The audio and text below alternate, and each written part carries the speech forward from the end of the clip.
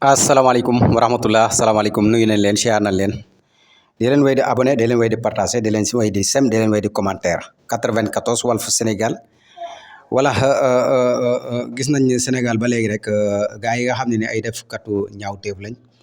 maanaam ñi nga xam ne rek dañuy bëgg lu yomb voilà xam nga am na ñoo xam ne moom daanaka bëgg lu yomb rek moo leen ciy dugal voilà liggéey daal dafa mel ni moom la ñuy bañ a def te liggéey lu baax la. voilà sàcc nag yor oto jàmbur dem barakaas daf leen a gënal te loolu xamul ni maanaam loolu ñuy dundee baaxul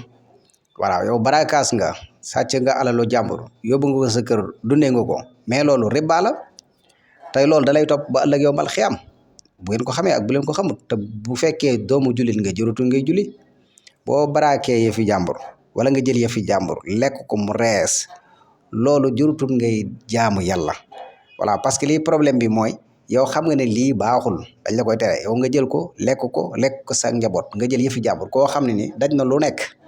moo xam extension la yor moo xam place la yor moo xam lu mu mën a doon lam ca daj fa mu jaar ba dajale xamoo daal leb xamoo lebut waxoon naa ko sama vidéo bi voilà benn bis rek ngeen ñëw doonu gang ñëw dajji magasin wala ngeen dajji wala extension wala ngeen dajji wala lu mën a am otoom jël xaalisam alalam dem jaay ko wala ngeen dem lekk ko parce que bu ngeen sàccee yéen bu ngeen jëlee yëfi jàmbur lenn rek ngeen di def ay yére ngeen koy jënde wala jënde ko ay tubay wala nga jënde ko ay dàll wala ngeen dem jënde ko ceeb wala suukar ndax da nga ci lekk da nga ci naan voilà loolu nag bu leen fàtte ni maanaam bu ngeen ko lekkee dafay doon lumbu deret yoo xam ne dafay nekk ci seen biir deret loolu mooy waral tey bu ngeen laagoo ci loolu làgg ci loolu bu ngeen demee ba takk soxna sax mën naa ne maanaam sa doom mën na cee sosoo mu doon koo xam ne nii voilà li ngay def lay def day sàcc wala xala moo tax loolu yëpp lu mat a bàyyi xel la nit daal da ngay jub ndax gis nga ki jub yombul da nga gën a yomb jub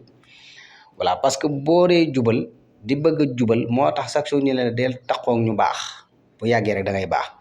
voilà di jubal di jéem sa kémt lay kattan ndax jub yombut voilà fi mu toll ni jub yombut jub dëng moo gën a yomb jub voilà léegi booy jubal bu yàggee rek da nga jub booy jublu bu yàggee da ngay jub booy ànd ak ñu jub bu yàggee da ngay jub waaye booy ànd ak ñu dëng bu yàggee da ngay dëng voilà loolu nag moo lay dugal ci loo xam ne léegi nag loolu ngeen di def mooy ay conséquences yoo xam ne mënu leen koo xam ndax xam nga doole ji nga am nga waroon a dem liggéey ci sa doole jooju noonu des na ci kanam tuuti voilà doole ji da nga koy ñàkk léegi bu fekkee doole ji da nga ko rappelé ci sàcc rek sàcc doom joo am bu la yàlla dimbaliwu dëgg sàcc lay doon voilà wala agresseur te loolu yow yaa ko yóbbee sa bopp loolu nag dalay topp sa njaboot te loolu maar day taali